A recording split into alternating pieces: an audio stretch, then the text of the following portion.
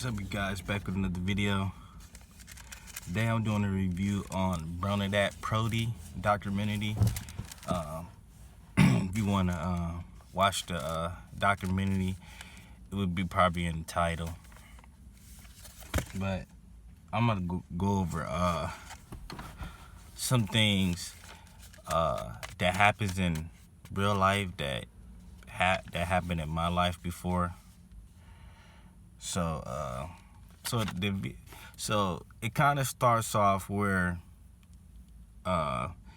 she's trying to try out for a cheerleading to get on the cheerleading squad, I guess tryouts or whatever. So it was this popular girl that Bernadette looked up to. She wanted to, I guess, be like her and make the cheerleading squad, because they said at that time in the 80s, I think it was the 80s, that cheerleading was very important for girls to be on the cheerleading squad. So, the popular girl, she made it because she popular. She got all her friends. So, of course, the judge is going to pick her. And Bernadette went and basically she tried her hardest, but she still didn't make the team.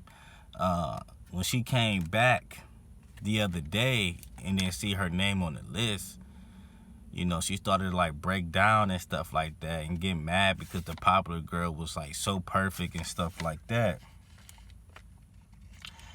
And so it kind of built up anger and jealousy towards the popular girl. Now, I want to give a quick brief story about what I went through when I was in high school. It's kind of like the same thing. I was trying out for a basketball team. You had your popular people. You had the people that wasn't so popular trying to get on the team, trying to get a little bit of shine, But it seemed like the coaches every year keep picking the same popular people, the people that hang around this popular person, or he would pick the people that hang around one specifically popular person that makes them so popular because they hang around a popular person, like a relationship type of thing.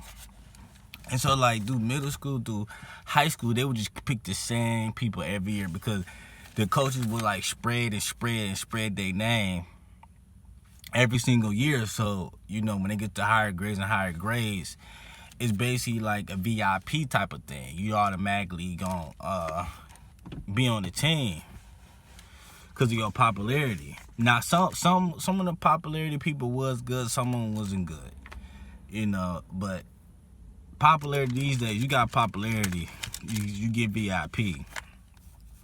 So, when I tried out, a lot of the guys that try to get some shine, I played like street basketball with and stuff of that matter. And so, like, I'm trying out, doing my hardest and stuff like that.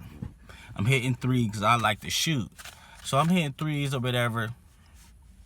And so I'm like, man, I know I made the team.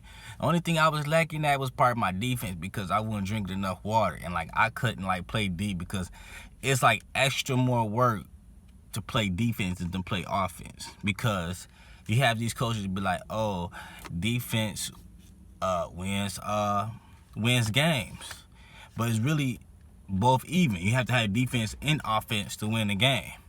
If you have an offense with no defense and the other person scoring, it's like y'all gonna keep being tied up. But if you can't steal the ball or lock down their D and make it hard for them to score or not to score, then we don't make a difference. So, I thought I made a team because, like, after, I thought I did a really good job. So I came back, same thing like Bernadette went. She went to the piece of paper to see if her name was on the list. Like, I was in the same position of her. That the popular people gonna make it anyway. So I go look on that piece of paper, and my name ain't on there. I'm like, oh no. So I'm telling my friends, like, hey, man, your name ain't on there and stuff like that. I was like, I know. And they was like, how your name ain't on there, dude? You was busting them threes, man, because they knew me, because they know how I could play like street ball, you know, and stuff like that. Like, man, you was seeing them threes and stuff like that. And like the popular people never saw me play. So they thought all my stuff was just fluke. They didn't know me. You know, they ain't try to get to know me. They ain't never say what's up to me. You know, none of that stuff for that matter.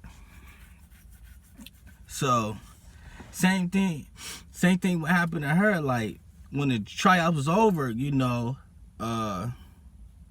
they didn't really get no explanation about the cheerleaders or the judges. Say, oh, good job, you guys. You know, if you ain't make the 10, you know, try next year and keep pushing and stuff like that. I ain't hear none of that motivation at all. And that's what they did to me when I was in high school. Probably some of you guys, too, that been through the same thing. They never said, the power people never say, oh, man, you did a good job. Don't worry about it, man. You know, come back next year and stuff like that. You just left dry. Like you just homeless. Like, nobody encouraged me. Nobody said good job. None of that stuff. So I kind of understand how she felt, where she started to feel a little bit jealous. Because, like,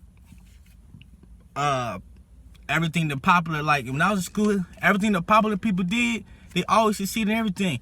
Whether it was music, whether it was getting good grades, to play basketball, whether it was basketball, right? You know, whatever sport that the popular people you in, like, they just had it all. They had the best friends. They had the VIP everything, you know what I'm saying? Like, you don't got to worry about sitting at the lunch table by yourself, and et cetera, et cetera. So I understand what the Bernadette was coming from as far as feeling-wise. And it do build up a kind of jealousy, because it make, man, I wish I was that person. I wish I was in their shoes. I wish I had the friends. I wish I could hang out with them. Because that's like a normal reality, you know what I'm saying? Like, in this situation. And so, but like, I wrote down a scripture, like, if she was a Christian or a believer of Jesus Christ, you know, this would be a perfect scripture to been given to her at this type of moment where she was going through, which her name didn't make it on the list. And myself, you know, when I was in high school, I wish I had scriptures and stuff like this when I was in high school, because it would have made me stronger and understand what was going on in my life. But I started to learn this years down the line, you know, a couple years after high school. But it's Psalms 37, verse 7. It said, be still and patient of the Lord, for him to act. Don't worry about evil people and they prosper and they wicked scams. Let me read that one more time. Be still in the presence of the Lord and wait patiently for him to act. Don't worry about evil people who prosper in their scams. Now, this talk about two different evil people, like scams, right? Like, evil people scam people, trying to make you buy something or steal your money and scams. And evil people that prosper, you know, they get fame, they get popularity and money, and everything they doing, they succeeding in. Because you have, like, this would be a good scripture for her to read and dwell on it and keep reading it. Because she have to know to be patient, because that's not her time, you know, to be popular. It's not meant for her to be in that group. It's not meant for her to be in a cheerleader. Like, everything is set in a place for a reason. Some things are meant for you, some things are not. Some jobs are meant to you, some jobs are not. I mean, that's how it is. You meant to get placed in a certain place. Some people meant to be rich, some people not. So, Psalms 37, verse 7 would be the good scripture for her. And there's a couple other things why I want to, like, put inside the documentary where she might want it to be on the cheerleading team. One of the things I put, she might want to be on the cheerleading squad, because she might like that a popular boy on a basketball team or a football team. Or they would just cheerleading for something else. But it could be a boy. You know, nothing could be fame. It could be love. She may not have the love at home that she was looking for or the attention she was looking for. And being popular and having friends would gave her that confidence and attention and love she was looking for. Because on the documentary, it seemed like all them girls were just worshiping that one girl because she was so popular and so great. So that's one of the things. Another thing is, if you're jealous of somebody, get away from that person. Like if you in high school or, you know, college school and somebody like succeeding in band or they getting all these jobs and they getting all these grants and stuff, stay away from that person. Stop watching that person. Because anger gonna start to build up. Jealousy gonna start to build up. You know, I just say get away from that person. Don't even bother looking at that person, sitting next to that person, want to be friends with that person. If your jealousy is that deep where you can't handle it or it starts to become hatred and you start thinking about suicidal thoughts, killing yourself or killing someone else or that person because of your anger, just get away from that person. Go to a different school or something. Transfer, you know, get out of a class or something. Another thing, controlling your anger. Like, she turned around and, okay, she called her house how to make up a dinner date, and I guess they was driving to a dinner, and she decided to like break down, like start to be obsessed with the girl, like I guess I wish I was you and stuff like that. And so the girl called her like a weirdo. We called her weirdo, and she got really angry because she already got sick of like not being a winner, like being a loser. So that girl that called her a weirdo, that she was like freaked out because she was so obsessed with you. You have to understand that like people don't understand what comes with the territory of being popular. You have people that worship you. You have people that's obsessed with you. You have people that look at you day in and day out. Look at your pictures, you know, a whole bunch of other stuff, like famous celebrities and stuff like that. It comes with the territory. See, being popular back in those days in high school, you don't know what you're getting into. You just know that your name's everywhere. Everybody knows you, you know. And like people gravitate to that. Why wouldn't you want to be with somebody that's popular? That have a lot of friends and everybody knew them. That's attractive to people. And so a lot of people don't know what comes to that territory because people not expecting, oh, somebody gonna kill me. See, everybody not expecting it. They not thinking in their head. They up there, they so busy trying to enjoy their popularity. They not thinking in their head, somebody may be jealous of me that may want to kill me. And so when a girl jumped out the car, you know, and ran to the nearby house, she should have handled that situation differently. That's somebody having popularity and a gift and don't know how to control it and not humble at all. Because I would have straight sit down with that girl and be like, you know, I know you look up to me and stuff like that. You know, you could do it too. Just keep trying. You know, sometimes, you know, like I would have told her like some things meant for people, some things may not. You know, we could be friends. You know, we could kick it. You want to come in the group, like. You know, like the girl wasn't showing her enough attention. I mean, she don't have to at all because you don't have to show nobody attention. But that's when you're not thinking clearly, like breaking stuff down, trying to calm somebody down and give them confidence. They might not have no confidence, and they look up to you as a person that has so much confidence.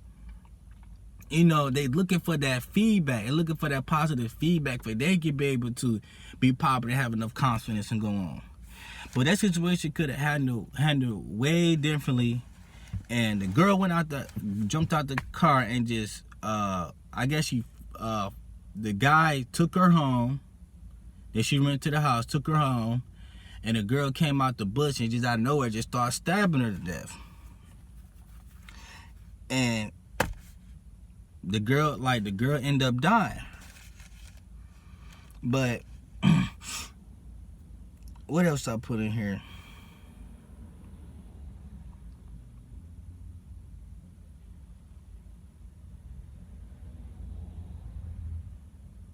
But yeah, when she killed the girl only got 9 years for killing that girl, and I think she only did 7. Another thing I want to talk about too, like women get cheaper jail sentence than men. Like a woman can kill 15 people and get like 20 years. But if a man kill like 15 people, he getting a death penalty or like 190 years in prison. That's one thing I don't understand. Like, people are people. It don't matter if you a male or a female. Like, everybody had the potential to kill something or someone, whether it's an animal or a human being. Like, I don't understand why she got off, only did 7 years of prison after stabbing a girl to death. Like, I don't think that's fair at all. I know it's this big thing that, like, men are stronger than women. Of course, I agree with that, but every man is not stronger than women. You know, a man can get beat up too. He could get killed too by women. You know, especially with like an object like a knife or a gun or a sword or something. So that's one thing I didn't agree with. Another thing I didn't like, how I don't personally think like a male should be a cheerleader to other women. It's just too much stories going around where you have men like raping the cheerleaders and stuff like that, and pedophile and lusting and stuff like that. And if you have a male that's owning the cheerleader, if he ain't of Christ or holy, he lusting in some type of way of them cheerleaders. So I mean, that's something to think about if you're a mom and you have your daughter in a cheerleader in type of volleyball and you have a male that's a coach. I mean, you got to understand as well, they dressed in bikinis. They dressed in shorts that their booty is sticking out, their breast is sticking out. You see the increase of their private parts. Like, you think a man not gonna look, especially if a man is not gay? I mean, it's obvious. You know what I'm saying? It's like if you have guys cheerleading in thongs, there's a whole bunch of women around. You think the women ain't gonna look at his penis? Like, come on now. Or his shirt off with abs, and you know what I'm saying? That made common sense.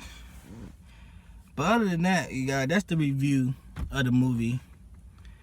Until then, I'll see you guys next time.